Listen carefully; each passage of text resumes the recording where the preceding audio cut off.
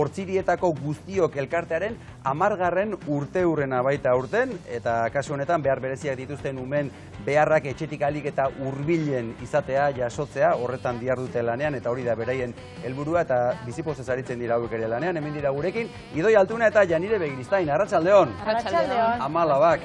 Bai. Ongi etorri, zer moduz gara, ondo? Oso ondo. Bueno, Idoi, hasiko gara elkartearekin, zuen elkartearekin, aurkeztuko diguzu elkartea eta zer den eta zertan ari zareten? Bai, guztiok elkartea da Bortziretako elkarte bat da.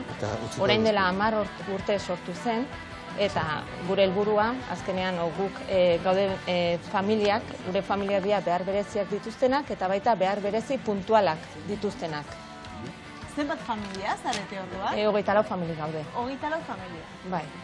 Bai. Eta pentsatzen dugu zuen artean sare bat antolatu izango duzuela. Bai, eta dauzkagu 3 helburu. Bai, oso garrantzitsuak. Lehenengoa da gure zonaldea ekartzea terapiak, adibidez hidroterapia, fisioterapia, txakurterapia, logopeda, badauzkagu bat.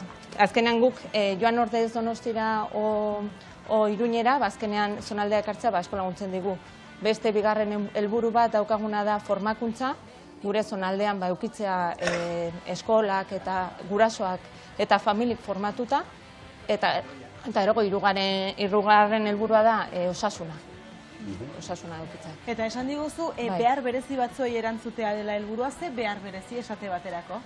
Ze behar berezik, azkenen... Denetik dago? Denetik dago, ez da, badaude beste elkarte batzu diala bereziki ez, ogorrenak, hemen daukaguna da, danetik. Orduan, pixka zailagoa daukegu. Esan dugu moduan etzara bakarrik etorri, Janire daukazu hemen aldamenean. Janire, arratsaldeon, ongi etorri zuri ere, zer moduz? Ondo. Ondo doa hau da? Oso. Oporrak ondo? Bai. Zenbat urte dituzu, Janire? 13. 13 urte dituzu. Eta zuri, zenbat urterekin edo noiz jarri zizuten implante koklearra? Urte batekin edo gara. Urte bat edo zenuenean, betxe gora bera. Eta behin hori jarri zizutenean, zertan hobetu zen zure bizitza edo zer somatu zenuen zu? Hobeto entzuten nuela eta pixkatza eta gehiago merestatzen diteago eta ondo entzuten dut. Idoia zuek aldea handia sumatuko zenuten, Bai, ezta? izugarria. Egia esan implanteak mirari bada. Ez entzutatik, entzutera azkenen diferentzia handia dago. Eta Janire, zuk gustoko gauzaren bat entzuten duzunean, ze sentitzen duzu zure bihotzean? Pixka menurra bezala. Baina gustoko balin bada, Bai. poza, ezta? Bai, ezta? Bai, kontua entzuten diren gauza guztiak ez direla gustokoak, ezta? Denak ez. Bai, eta bai egia da, ezta? Bronka balin bada, ari gara motatzen balin badago lokesea, berak entzen ditula implanteak, noiz baitin digu iguala faltzen, eta egin itzalita, eta horregon, eta... Oso ongi. Janire, hemen galdera bat dut, eta zuk azalduko didazu, zer gertatuko da hurrengo urtean? Institutura noa. Institutura zoaz. Ara. Eta hori aldaketa bada. Bai. Eta zer moduz? Ondo. Bai? Pixkat urdurik. Urduri zaude? Bai. Institutoa, espazio berri bada zuretzat, lagun berriak, ze espero duzu institutoan? Oso ondo pasatzea eta gozatzea. Bai, noski. Idoia, zuek eta ingurukoek formakuntza bat jaso zenuten, ezta? Komunikazioa albidetua izateko. Bai, azkenean, implantatzen danin, ez da jarri implanteak eta ja entzuten dute. Horratzetik lan izugarria dago. Orduan guk erabaki genuen terapia bat jarraitzea, dela terapia auditibo berbal, eta hori da burmuinakin entzutea. Orduan, saiatzen ginean bisuala ez lantzen eta bai entzumena lantzen. Ados, orduan ez pare hitz egiten, baizik eta entzumena lantzen, kasu bai, honetan. agian igual ipuinak kontatzeko, esertzen nun atzen, eta nik atzetik kontatzen izkion ipuinak. Horrela, berak baita lantzeko. Zerrezena da, bisuala. Horregatik. Eta hor, erronka bat izan da zuentzat, Janire, elebiduna izatea. Nola lortu duzu hori? Bai, eskasieran esan ziguten umegorrek erderaz, hizkuntza bakarra. Azkenean, errezena zala erderaz, eta azkenean, batekin.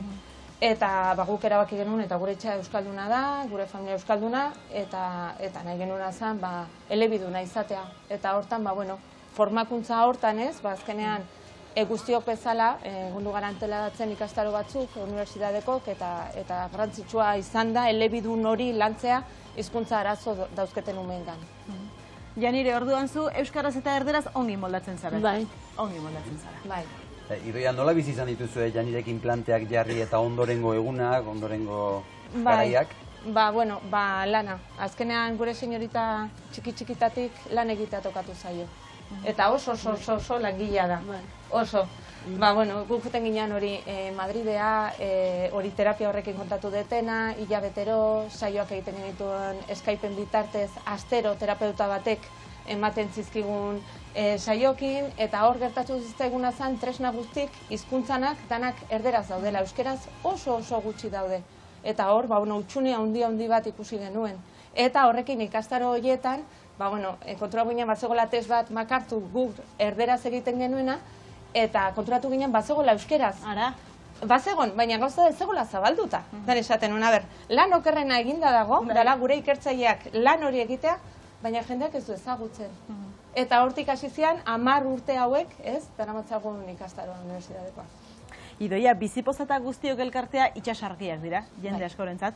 Familiak ere bazarete itxasargia? Bai, egia esan gure artean, familien artean asko laguntzen geha. Gure berdinekin hitz egitea asko laguntzen digu, eta azkenean baita baliabide hauek lortzeko eta laguntzak lortzeko elkartu behar geha. Oso garrantzitsua dira.